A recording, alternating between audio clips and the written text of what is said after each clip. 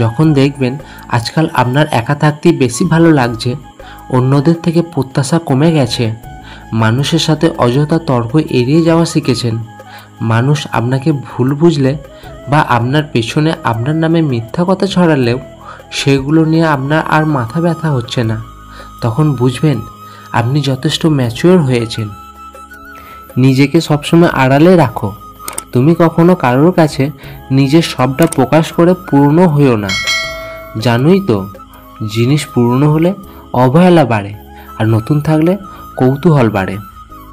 কারোর সাথে কথা বলতে ইচ্ছা করে না, নিজেকে অসহায় লাগে, নিজের অবস্থা দেখে নিজেরই রাগ হয়, কিন্তু কিছুই করা যায় না। মন খারাপ হলে মনে হয় কোথাও কেউ নেই, কোথাও কেউ থাকে না। সাহিত্যের ভাষায় নারী হাসি খুশি থাকলে তাকে সুন্দর লাগে, আর রাগ করলে আরও বেশি সুন্দর লাগে, ঢং করলে নাকি মায়াবী লাগে। তাহলে নারীকে খারাপ লাগে কখন?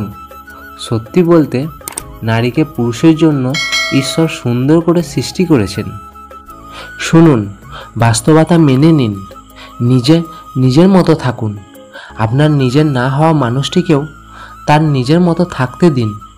কল না করলে, কল না ধরলে, মেসেজ সিন না করলে অভিযোগ করবেন না। এমনকি জোরও করার দরকার নাই, এইসব করে লাভ হবে না। সে থাকুক তার মতো, বিরক্ত করার দরকার নাই। আপনিও আপনার মতো থাকুন, চুপচাপ দেখতে থাকুন তার কাছে আপনার দরকার হয় কি না। চুপচাপ বুঝতে শিখুন আপনি তার কতটা প্রিয়। তোমায় ভালোবাসি এর মানে হলো তোমায় না পেলে মরে যাব না, কিন্তু তোমায় না পেলে আজীবন যে আফসোসটা থাকবে সেটা অন্য কেউ দূর করতে পারবে না, এটা মানতে শিখুন।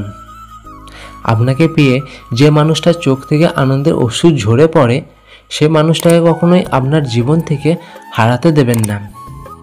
যে মানুষটা সারাটা জীবন কেবল একটু ভালোবাসার সন্ধানে সকলের দুয়ারে দুয়ারে ঘুরে ক্লান্ত হয়ে রাতবিরেতে কেঁদে ফিরেছে, সেই মানুষটা আজ আপনার ছায়াতলে বাঁচার জন্য আসার আলো দেখতে পায়।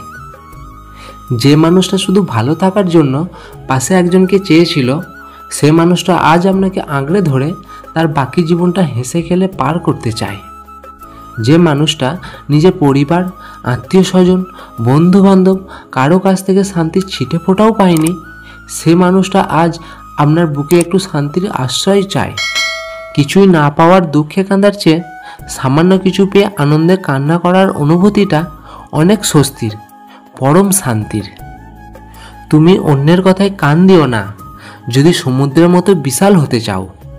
মায়ের গায়ে একটা গন্ধ থাকে, ঘামে ভেজা হোক কিংবা কোনো সুগন্ধির হোক, সুনির্দিষ্ট একটা ঘ্রাণ, শুধু সন্তানরাই গন্ধটা পায়।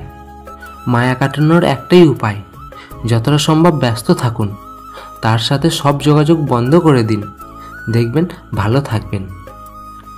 এই জগতে কোনো সম্পর্কই স্থায়ী নয়, একদিন না একদিন সব সম্পর্ক বিচ্ছিন্ন হয়ে যাবে, মৃত্যুই তার আসল প্রমাণ। আপনাকে যে ভালোবাসবে তার কাছে আপনার চেয়ে সুন্দর আর কেউই নেই, আপনিই তার কাছে শ্রেষ্ঠ। ব্লক করে দিলেই কিংবা কথা না বললেই সত্যিকারের ভালোবাসা কখনো শেষ হয়ে যায় না। বর্তমান সমাজে বিশেষ একটি প্রতিযোগিতা চলছে, অন্যকে ঠকিয়ে নিজেকে এগিয়ে নিয়ে যাওয়ার। মিথ্যা বলে আজ যে সুখ পায়, একদিন সত্য বলতে গিয়ে সে কাঁদবে। সব থেকে বড় ভুল হচ্ছে সঠিক জিনিসটাকে আমরা চিনতে চাই না, আর ভুল জিনিসটাকে আমরা ভুলতে পারি না।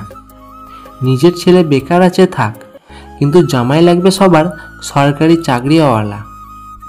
তুমি যার কথা ভাবো, দিনের শেষে জানবে সে তোমাকে ছাড়া সবার কথাই ভাবে। দরকার হলে একা থাকুন, কিন্তু মিথ্যে হাসি, মিথ্যে আশা, মিথ্যে ভালোবাসা এগুলো থেকে দূরে থাকার চেষ্টা করুন, ভালো থাকবেন। আয়না যতই দামি হোক, প্রতিচ্ছবি কিন্তু তোমারই থাকবে।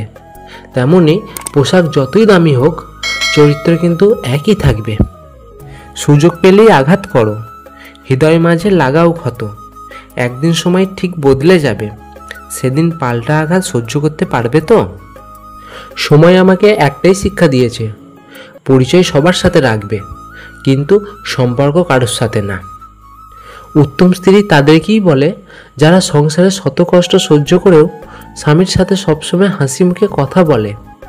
কারো ক্ষতি করো না, মন থেকে লোভ, হিংসা, অহংকার দূর করো, এসব করে কিছুই পাবে না।